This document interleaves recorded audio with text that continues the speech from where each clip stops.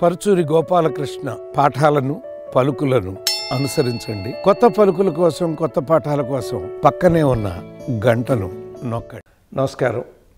నా ఆత్మీయులకు, సన్నిహితులకు, మిత్రులకు పరుచూరి పలుకులకు స్వాగతం.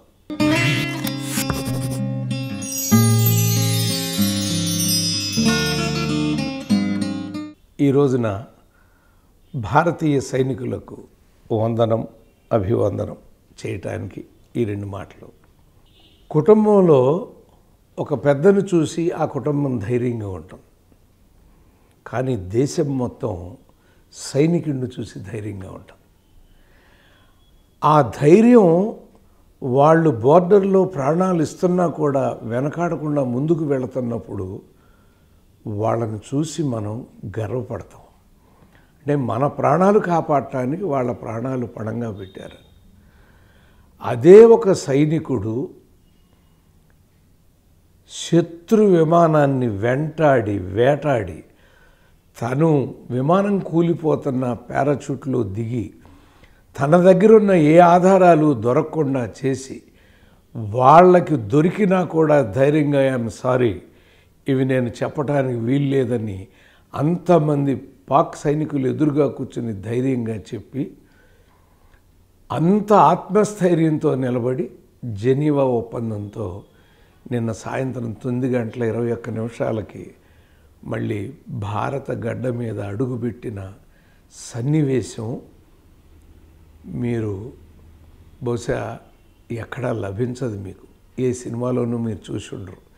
ఎందుకంటే ఒక సినిమాకి ఒక హీరో ఉంటే ఆ హీరో అభిమానులందరూ ఆయన్ని అభిమానిస్తారు. కానీ భారతీయ సైనికులు అంటే భారతదేశానికే హీరోలు.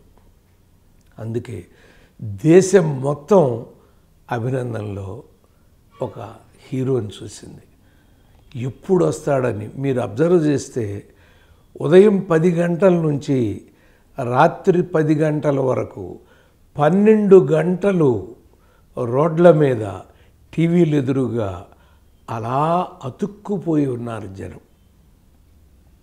నిజంగా హ్యాట్స్ ఆఫ్ టు భారతీయ సైనికులు. వాళ్ళ దుర్మార్గులు, ఉగ్రవాదుల యొక్క చర్యల వల్ల చనిపోయిన వాళ్ళకి మనం నివాళి అర్పించాం. మళ్ళీ నిన్న 4 జవాన్లు చనిపోయారు.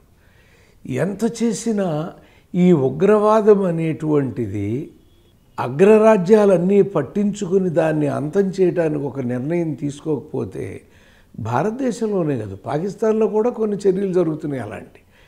కాబట్టి దానిని సమూలంగా నిర్మూలించుకునే ప్రయత్నం ప్రతి మనిషి కోరుకోవాలి, ప్రతి దేశము కోరుకోవాలి. బ్రతకటానికి పుట్టాము, బ్రతికినంతకాలం బ్రతకాలి అనేటువంటి నియమం ప్రకారం ఆ మనుషులు అలా ఉండాలి. కానీ దీనిలో యుద్ధం శాంతినిస్తుంది అంటారు, నిజం. కానీ వాళ్ళు చేసేది యుద్ధాలు కాదు, ఎటు నుంచో వస్తారో తెలియదు, నలుగురిని చంపేసి వెళ్ళిపోయేది చాలా గొప్ప అనుకుంటూ ఉంటారు. చాలా అన్యాయమైనటువంటి కార్యక్రమం అది. మరి నిన్న మన అభినందనను చూసి ఆయన తల్లిదండ్రులు, వారి కుటుంబ సభ్యులు ఎదురు చూస్తున్నారు అని చెప్తాంటే అతని తల్లిదండ్రుల వయసులో ఉన్న ప్రతి వాళ్ళు అతని తల్లిదండ్రులుగానే భావించాం. అతను మా బిడ్డలానే భావించాం.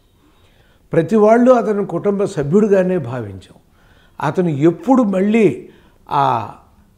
మన దగ్గర ఆ బోర్డర్ దాటి మన భూమిని తాకుతాడా, ఆ నేల మీద పాదం పెడతాడా అని ఎంత ఎదురు చూసామో మాకు తెలుసు, మీ అందరికీ కూడా తెలుసు.